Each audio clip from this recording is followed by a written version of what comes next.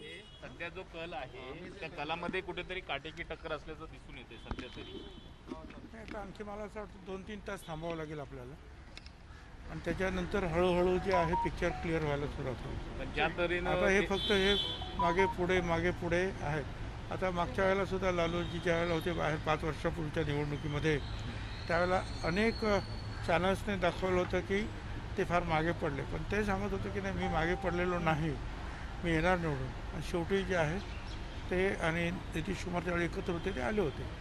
त्यामुळे थोडंसं आपल्याला थांबायला पाहिजे. 2-3 तासांनी खरंच हे पिक्चर जे क्लिअर होईल. एक चित्र असं दिसतंय की भाजप जेडीयूपेक्षा पुढे आहे. म्हणजे जे मित्रपक्ष एकत्र होते भाजप आणि जेडीयूच्या जागा मागच्या निवडणुकीपेक्षा कमी होताना दिसतात आणि भाजपच्या वाढत आहेत. महाराष्ट्रात सुद्धा आपण शिवसेना भाजप सत्तेत एकत्र असताना आणि निवडणूक एकत्र त्यांनी लढवली होती विधानसभेत, तेव्हा असं चित्र होतं की शिवसेनेच्या जागा भाजपने पाडण्याचा प्रयत्न केला, काही जागा पाडल्याही असा आरोप स्वतः शिवसेनेने केला होता. बिहारमध्ये ते झालंय, भाजपने आपला मित्रपक्ष संपवण्याचा प्रयत्न केला असं वाटतंय. नाही हे खरंच आहे ना की भाजप जे आहे आता महाराष्ट्रामध्ये सुद्धा शिवसेनेच्याच वृक्षावर भाजपाची वेल चढलेली होती. तर भाजपाचे काही 1-2-3 आमदार आले तर आले कधी, नाही तर भाजप हा महाराष्ट्रामध्ये नव्हती. पण शिवसेनेचा हात धरून ते पुढे गेले आणि नंतर शिवसेनेलाच खाली दाबून पुढे जाण्याचा प्रयत्न त्यांनी केला आणि आपण पाहिलं काय झालं आहे ते. तर त्या दृष्टीने ते सगळीकडे असं करतातच आहे आणि तिथेसुद्धा नितीश कुमारला च्या बाबतीमध्ये हाच प्रयोग झाला असेल. मुझे तो हिंदी में जानना चाहेंगे कि जिस प्रकार से ट्रेंड्स आ रहे हैं, एक कांटे की टक्कर दिख रही है, मार्जिन बहुत कम, विनिंग मार्जिन कम हो सकता है कहा जा रहा है, कैसे देखते हैं आप अभी इनिशियल ट्रेंड? देखिए अभी पिक्चर जो है साफ नहीं हुआ है और 3-4 घंटे जो है लगेंगे इसके लिए. पिछला जो बिहार का विधानसभा का चुनाव था और जब रिजल्ट आने लगे तब सभी ने कहा कि लालू जी हार गए. नीतीश और लालू जी एक साथ थे और लालू जी कहते थे कि मैं जीत रहा हूँ और सच्चाई आपके सामने आ जाएगी. तो ये सच्चाई सामने आने के लिए थोड़ी सी देर लगती है. मुझे अब भी विश्वास है कि वहाँ जो है विरोधी दल उनकी सरकार आने की जो है मुझे तो विश्वास लग रहा है. भाजपा की सीट जो है वो बढ़ते हुए दिख रही है. क्या आपको लगता है कि जो सिचुएशन महाराष्ट्र में हुई थी, जहां पे शिवसेना की सीटें कम हो गई भाजपा की वजह से, सेम सिचुएशन बिहार में देखने को मिलेगी? भाजपा महाराष्ट्र में नहीं था. शिवसेना का जो वृक्ष था, पेड़ था, उसके ऊपर ये बेला भाजपा की जो है चढ़ती गई और फिर उस झाड़ को ही जो है दबाने का कोशिश हुई. और देखा आपने कि क्या हुआ. यहाँ भाजपा आगे गई, शिवसेना बहुत सारी पीछे.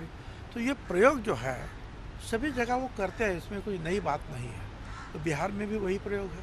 नीतीश, क्या आपको लगता है नीतीश को कहीं ना कहीं एक बिल्कुल नीतीश की जगह कमी आएगी और भाजपा बहुत आगे जाएगी. नाही, पण ज्या पद्धतीने भाजपने बिहारमध्ये ताकद लावली होती, सुद्धा पंतप्रधान निवडणुकीच्या रिंगणात उतरले होते, तिथे त्यांनी अनेक सभा घेतल्या पंतप्रधानांनी, तरी सुद्धा अपेक्षित यश मिळत नाहीये. एकदम काटेकी टक्कर जी बनतो ती सुरू नाही आहे, काट्याची टक्करच आहे आणि अजूनही जे आहे मला तरी विश्वास आहे की तिथे विरोधी पक्षाचं सरकार येईल आणि ज्या पद्धतीनं जे आहे अगदी बरोबरीनं दोघांचे जे आहेत रिझल्ट किंवा कौन पुढे आहे त्याच्याबद्दलचं जे उल्हान जो आप हिंदी में कहते हो साधारणपणे तर तेच पाहता पहिल्यासारखं बी जे पीची लाट राहिलेली नाही.